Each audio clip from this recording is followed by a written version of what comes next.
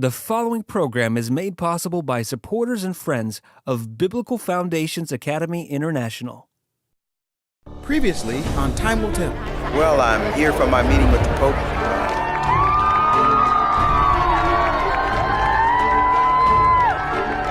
He's getting seated. I'm standing here with my friends and the Swiss Guard right behind me. Het was ook voor de Methodist Church. Mary bless even this church. Let us entrust into her every moment of our lives. What we have behind me is a picture etched in stone that unfortunately is a picture of where we're at today regarding time. I realized I was following a cross and a bunch of guys with black hoods into a dark tunnel. Mary is depicted as the central figure of Pentecost. What happened to Peter sitting in the chair of authority?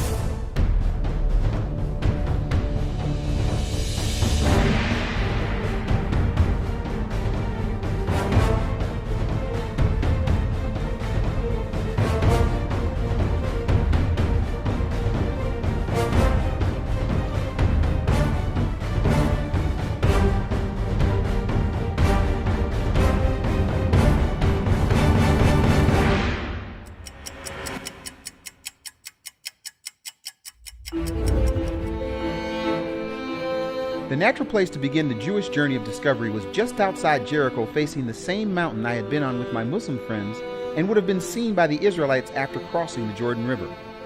This was cool. On one side of the river you have the Kingdom of Jordan Border Patrol armed and on alert. And within 50 yards you have the Israeli Border Patrol locked and loaded. You're guarding the border, right? Yeah. Excellent. Thank you. Toda rabah. And in the middle, you have a bunch of folks dipping themselves in the muddy waters, hoping to be transformed from death to life. They just better be sure when they go under not to come up on the wrong side of the river, or their change might be permanently reversed. As people from all walks of life came with their cameras to witness the baptisms, I wondered if they knew that God brought the entire nation of Israel through this very river for a meeting according to His clock, without any of them getting wet. Well, I'm in a very popular spot for lots of groups. They come to Israel and they come to the Jordan River, and for the most part they've built this entire facility so that the people that come here can come in and dip themselves and do what we call in my tradition to be baptized, both on the Jordan side and on the Israeli side. I actually came here for a completely different reason. There's a verse I want to read as a background to what it is I want to talk about. It's in Joshua chapter 5 verse 10, and it says, the sons of Israel camped at Gilgal, and they celebrated, or they did, HaPesach. Pesach. Did you get that word?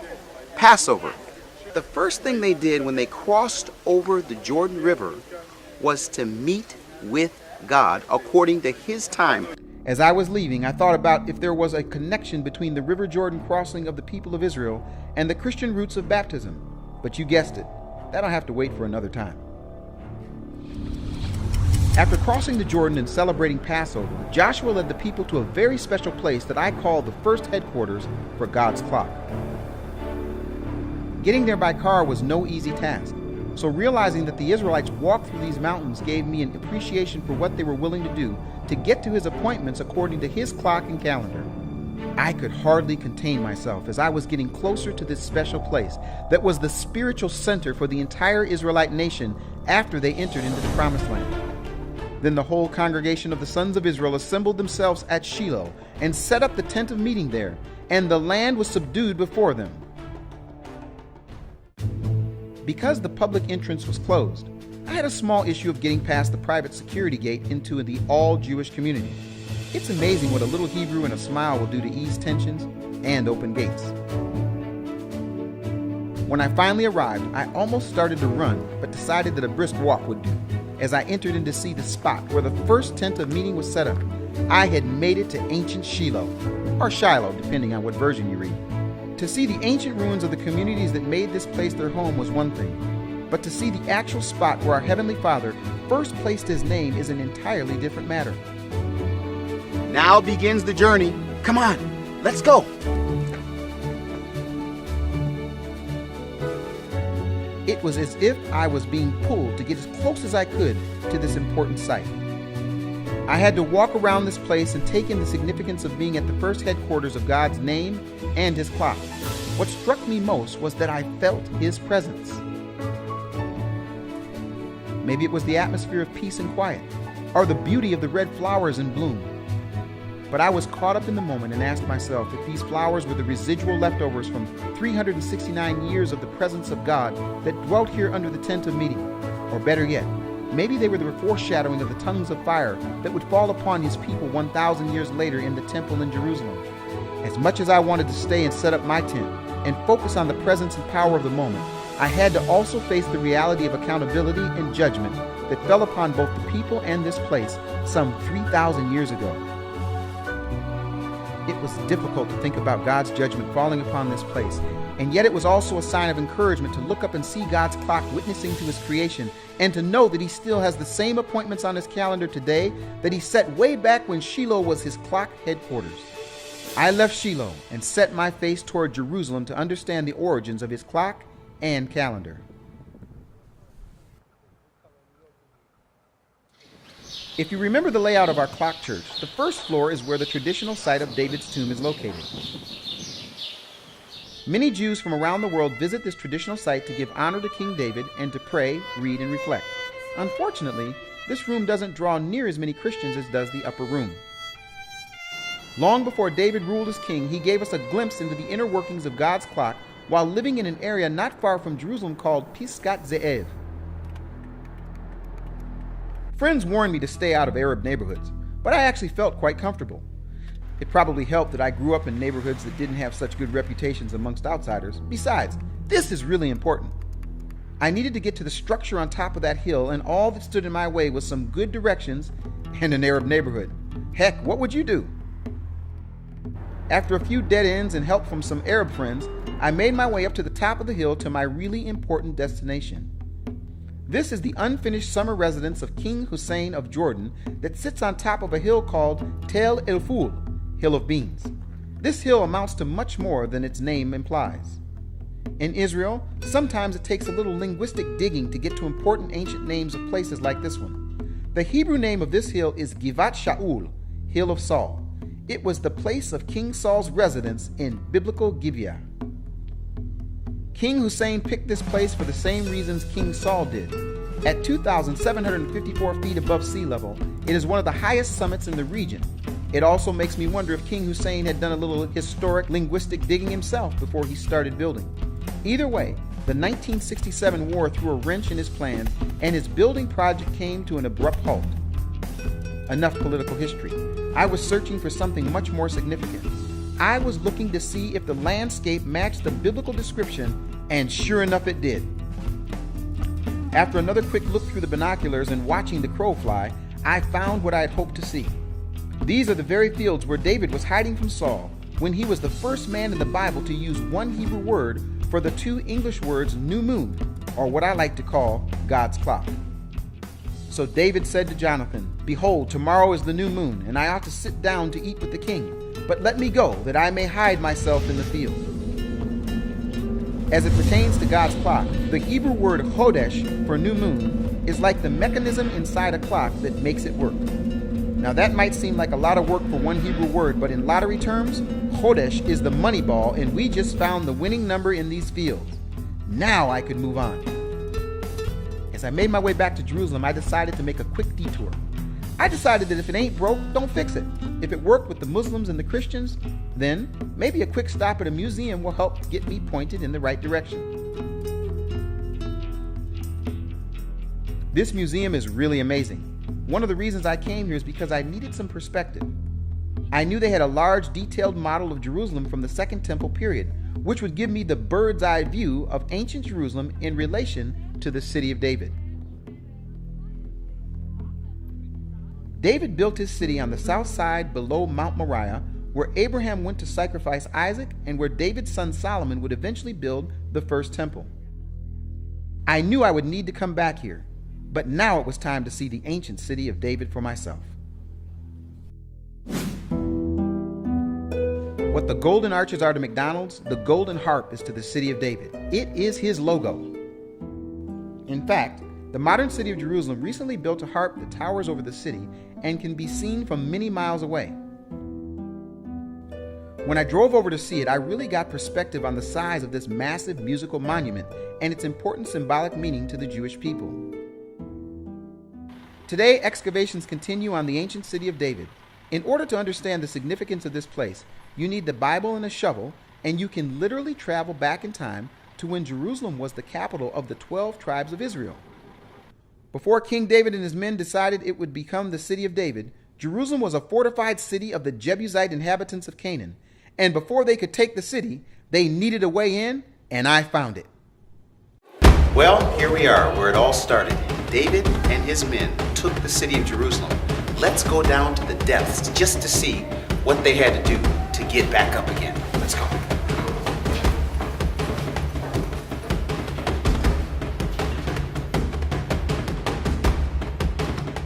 David said on that day, whoever would strike the Jebusites, let him reach the lame and the blind, who are hated by David's soul, through the water tunnel. Wait a minute. What water tunnel? Okay, you make a decision. The water or the dry? What do you think I chose? Let's go.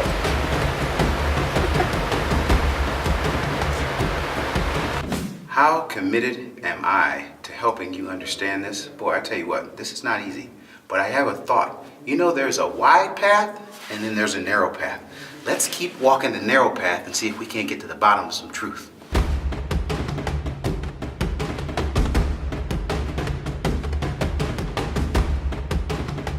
This tunnel best represents the depths and difficulty I had traveled up to that point of this project.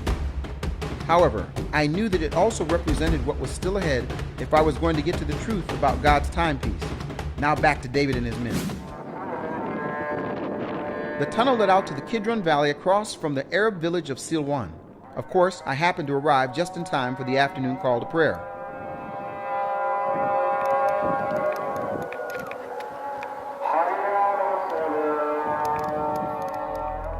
Just bear with me. I'm going to have to open my Bible right now. I just feel so inspired as I've gone through looking at the old city of David. And I want to read from 2 Samuel chapter 5. It says, all the tribes of Israel came to David at Hebron, and they said, we are your own flesh and blood.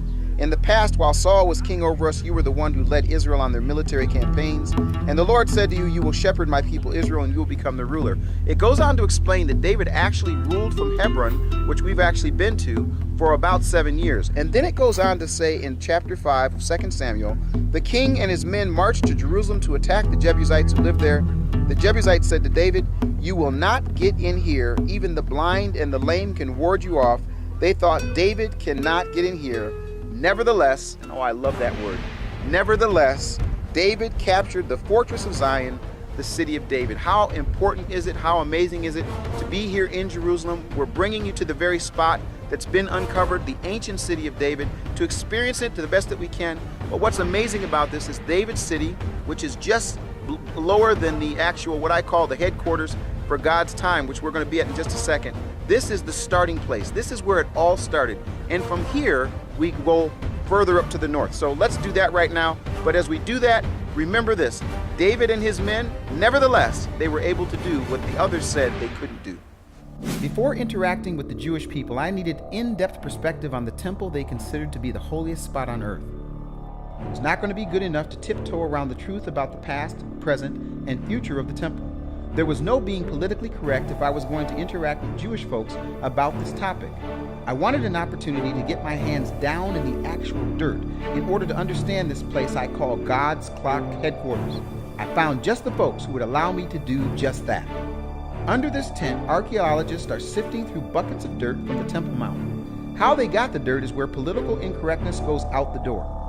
The short story is that the Muslims needed more space for the Al-Aqsa Mosque, so they started digging and uncovered arches from Solomon's stables.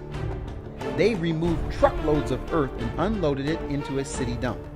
Once archaeologists found out about it, they were able to load the dirt back into trucks and bring it here where budding archaeologists like me can get our hands dirty and help sift through the rubble and maybe even find something worth showing to the world. It was humbling to have my own bucket of history to dig through, searching for any small clue that would give a picture of the temple before it was renovated into 2 mosques. Okay, taken over by Islam. The truth is that no mosque, church, or religion will keep our Heavenly Father from setting up His temple again. In the meantime, I'll just keep digging.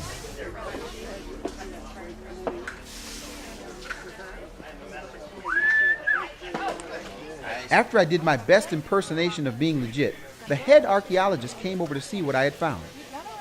The pottery can be anything from usually close to 2,000 years old. We tell the date of the pottery by looking at the shape of the rims, looking at the way they're finished on the outside. I had found some interesting nuggets and even got a rise out of Frankie, the head archaeologist. Here's another piece of pottery. In fact, oh my gosh, you got something really neat here? This is the top of a Byzantine oil lamp. This is the circle here where you pour the oil in, and you can see the decorative designs around the outside of it. Now, one of the things about these decorated oil lamps was they were made in two molds. There was a mold for the bottom, there was a mold for the top, and they go back together again. And when you made this, the top of it, you make it in the mold by putting the clay down in here and press it down with your thumb. So one of the really neat things we find on the back of these oil lamps is somebody's thumbprint, where they pressed this down in it. And very often we see the fingerprints on here. But you can see all the little decorations on it. Really neat. This goes on the show and tell tray. I found out through experience that I needed to find some common ground before venturing into dialogue with my Jewish brothers and sisters, and the temple was a great place to start. This young Jewish archaeologist took the time to sift through an entire bucket with me as we discussed the temple at the ground level. Now I was ready to go and see the foundations of this place for myself. Even on a cold and rainy evening, someone was at the Western Wall praying, singing, or reflecting. This is the closest Jews can get to the spot where the Holy of Holies once stood up on the Temple Mount, and rain, sleet, or even snow would not keep them away. On this night, I wouldn't have to brace the elements to get close to the Western Wall because I had an appointment in the tunnels far below these 2,000-year-old stones. I was excited to add some foundational information from a young Jewish guide who was helping me understand more about this important place. So welcome to the building of Herod. Chazal, the old wise people of the time, say that whoever hasn't seen the building of Herod has never seen a beautiful building in his life. So take a good look. Now you can say you've seen a beautiful building. Now, our plan is to walk all along the Western Wall. We're now standing in front of this arch over here. We're going to walk all along the Western Wall and come back. Now I want to remind you that we're walking on air. The original ground level is these lights over here. It's a valley that climbs up. We're walking straight, and at this spot we'll get to the same level as the original level of the times of Herod. There was a feeling of adventure that came over me when I got down underground that I really can't explain. Guess what? I'm by myself. I've left the group. I'm actually in the spot where you go from one end of the wall all together. Come on, I'll show you. Quickly, come on, let's go. Hurry up before they find me. They probably don't want us to do this, but you're with me, so we're underground, you guys. We're actually seeing the very walls that have been covered over by homes. You don't see this in the Western Wall, but these are the actual stones. You're with me, come on. Okay, so maybe I was having a little too much fun and adventure, so I caught up with the group for the closing statement. We walked through thousands of years of history. We met different characters. We started from meeting Abraham and King David, through to Herod and Shai Agnon and Rabbi Akiva, the Asmoneans. All these different characters, which are only a little fraction of so many people, important people and non-important people that were here in Jerusalem. We saw a little bit of the complexness of Jerusalem. We saw the complexness of Herod, and we saw the complexness of Jerusalem, the old and new Jerusalem. Jerusalem, one thing that's easy to say about Jerusalem, it's a very complicated city. Now that's interesting because Jerusalem is also referred to as a place of unity. All the special ceremonies of the state of Israel happen here in front of the Kotel, and people come to see Jerusalem. It's a place of unity. So how come this complicated place is referred to as a place of unity? As I stood beneath one of the most complex and controversial spots on earth, contemplating my young Jewish guide's question, I thought about everything from the miracle of the rebirth of Israel to the past and present conflicts that have shaped this land and its people. Israel has lived up to its name that it will contend with God and man and prevail. I also couldn't help but think that it will take someone more influential than presidential power brokers to bring real peace and unity to Jerusalem. So now that I had a better grip on what was happening both above and below the western wall, I was ready to deal with the Jewish people who prayed at the wall. I needed to find a Jewish man who lived within the walls of the old city, who understood the inner workings of the temple. Introducing Yoel Halevi, Yoel the Levite. I asked Yoel to meet me just below the Al-Aqsa Mosque on the southern side of the temple to give me the Jewish perspective on the temple as headquarters for God's clock. It was really helpful to have been up on the Temple Mount with my Muslim friends before coming down to the ground level to talk with Yoel. He had extensive knowledge about the history and inner workings of the temple. There are these what's called ritual pools, Okay. or ritual baths. Okay. In rabbinical Judaism, we used to have this, it's called a mikveh. A mikveh. And that's what it was called also 2,000 years ago. Mikveh from the word, actually a mikveh mayim, it appears in the Torah. Mikveh mayim means water which is put into one place. Okay. Or set in one place. So there's dozens of mikvahot being the plural of mikveh. All around this place? All around this place. Okay. There's dozens of them. There's even a huge one just below here. Okay. And people would go into these baths, wash themselves, Okay. and only then go into the temple. So that would prepare them for going into the temple. Exactly. Okay. So on these stairs, okay, so if I were to go back 2,000 years ago, and I'm a little overwhelmed by this, they would walk up something like these stairs. Yeah. After they've been gone through the ritual purity process in the mikvah, they would come up and walk up, and what would happen when they got in there? I mean, what would they see? Tell me the kinds of things. They would go through a gate. They'd go through a gate. And there's a tunnel. Okay. So I was pointing out the issue of the name, Huldah. So why is it called the gates of Huldah? First of all, we have a woman in the Bible, a prophetess called Huldah, Okay. which they say might have sat somewhere in this area in the first temple period. You go through a tunnel, and you actually go in upstairs, and then you actually pop out of the ground, and those openings still exist on Temple Mount. Really? They're still there, and people used to be able to go down in there. Okay. And then back in 2000, the Arabs decided, the Waqf, which is the Islamic authority over holy sites, decided they're going to start renovating, and I'm doing this deliberately, and they basically destroyed anything that could represent the Second Temple period. Wow. But most of it, I mean, what's outside of Temple Mount still exists. Okay. And we're actually sitting in it. So if you can imagine this, if you look around you, think of it being a lot newer. Okay. And you have people coming from the Wow. south, Yeah. from any direction, Right? gathering in this area. People go into the pools, obviously separated, so there must have been some kind of walls or something separating men and women. And then families would gather and start walking in. Okay. Now listen, Yoel, I'm going to be a little controversial because I actually come from a tradition where we basically have our congregational meetings on a Sunday. That's the tradition I come from.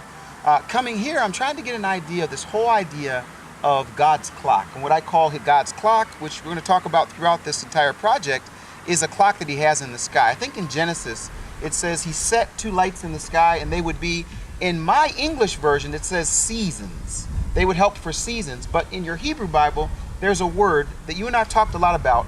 It's called moedim. What is the moedim, and how does it connect to the temple?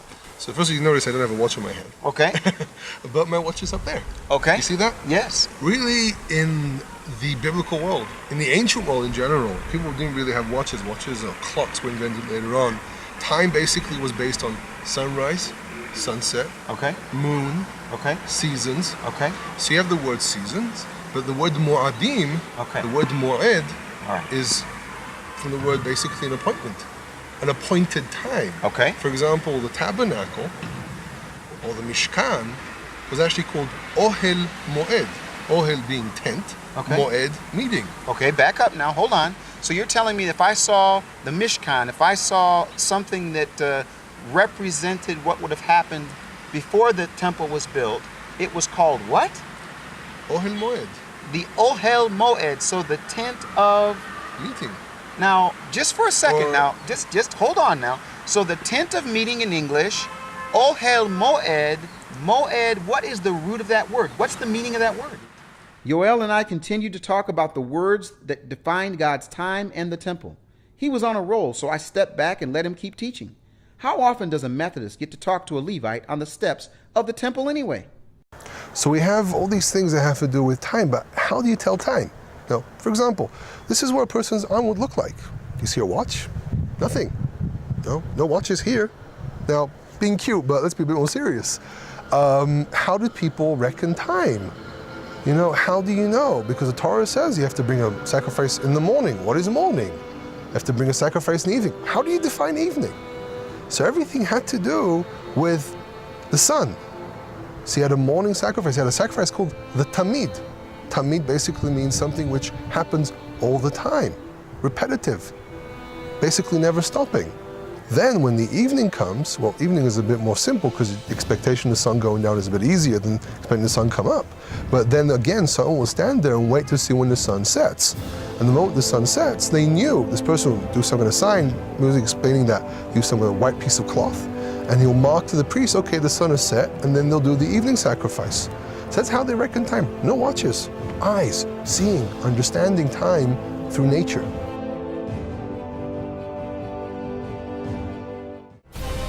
Join me in the next episode as we continue the process of discovery about God's clock from the Jewish perspective. Listen to my Levite friend Yoel Halevi explain time from the very steps of the temple in Jerusalem all the way to the desert community of Qumran. Travel with us to ancient Bethel and take a jaunt with me to the Syrian and Lebanon borders to ancient Dan, where things get really interesting. This is only a small sampling of the many people, places, and things I encounter as we delve deeper into the Time Will Tell series. Please remember, Biblical Foundations Academy International depends on tax-deductible donations from viewers like you.